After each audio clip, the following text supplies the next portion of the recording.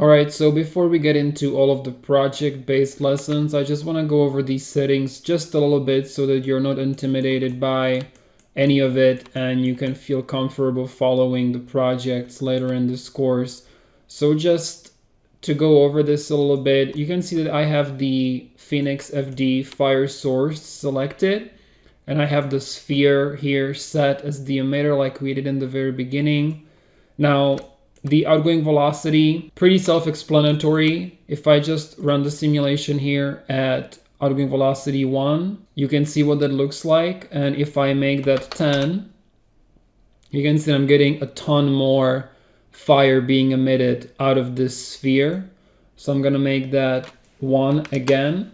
The other setting you'll end up using a lot is the noise, just to randomize the emission. So if I make this 5 and run the simulation, let's see what that looks like. So you can see that at noise 5, I'm getting these random plumes sort of popping out at random places. I can make it 10 to make it even more. It's a bit difficult to see in this specific example because this is just a simple fire going up. So especially in something like the explosion example, if the noise is set to 10, you're gonna get these random explosion plumes in random places rather than just getting a big uniform ball. So next up is the temperature, and temperature in this case basically controls how fast the fire will rise up. So this is a temperature of 2000, and if I make it 1000 and I continue with the simulation, you can see that basically due to the way the shader is set up, only temperatures that are high enough will get shaded as fire.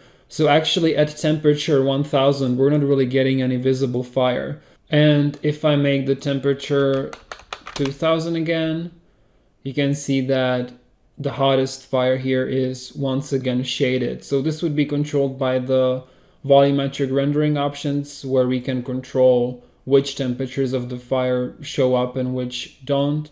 So we're gonna cover that later on. You can also completely turn on or turn off the smoke and control how much smoke is being emitted. So if I turn off the smoke and run the sim, now you can see that we're getting just the fire without any smoke.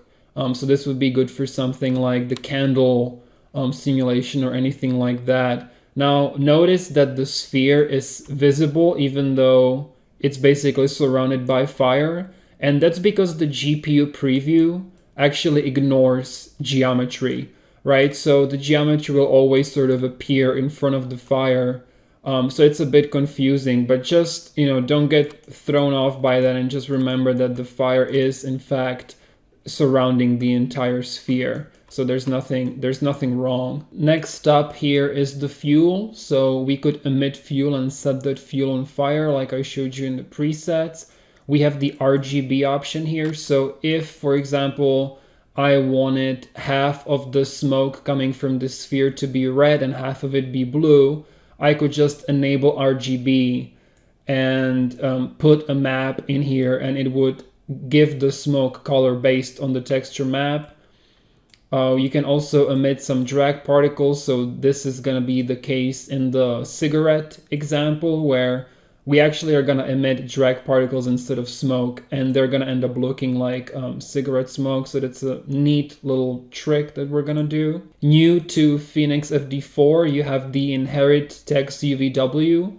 So this is mainly good for liquid simulations where you need the liquid to have the texture go along with the liquid. So for example, if a candle is melting, you can have the texture melt sort of with the liquid. So this is pretty cool. And what I would also point out is the polygon ID. So if I select the sphere and I go make it an editable poly, and let's say I will select just these polygons in the middle, and I can set their ID to be 10. I can go back into the source and set the polygon ID to 10. And now if I run the simulation, you can see that the fire is being emitted only from polygons that we marked as number 10.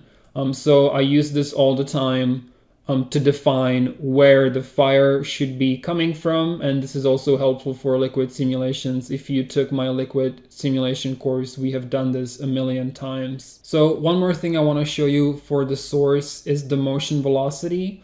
and this gives the simulation speed based on the object. So I'm actually gonna turn off temperature, and we're gonna emit only smoke. And I'm gonna select the sphere and set an auto key, make a key, and then maybe go, 20 frames forward and move the sphere over here, set a key. And I'm going to expand the grid here to cover the path of the sphere. So let's go under grid and Y and make sure that the whole thing is covered.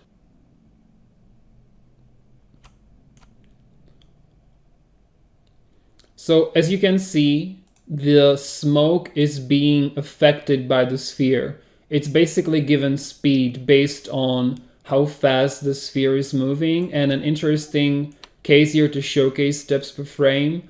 So the steps per frame are only set to 1, which is not enough. So we're getting these bands, which basically just means that Phoenix is not catching up with the speed of the sphere. So you would need to go under dynamics and set the steps per frame to 2 or higher. So let's run the sim again so you can see the difference. So now we're getting some much nicer interaction with the sphere. You can see that the whole simulation actually looks different now because the steps per frame have such drastic effect. You can see that the steppiness has disappeared, and also the smoke lasts longer, and we're getting some much nicer interaction with the sphere.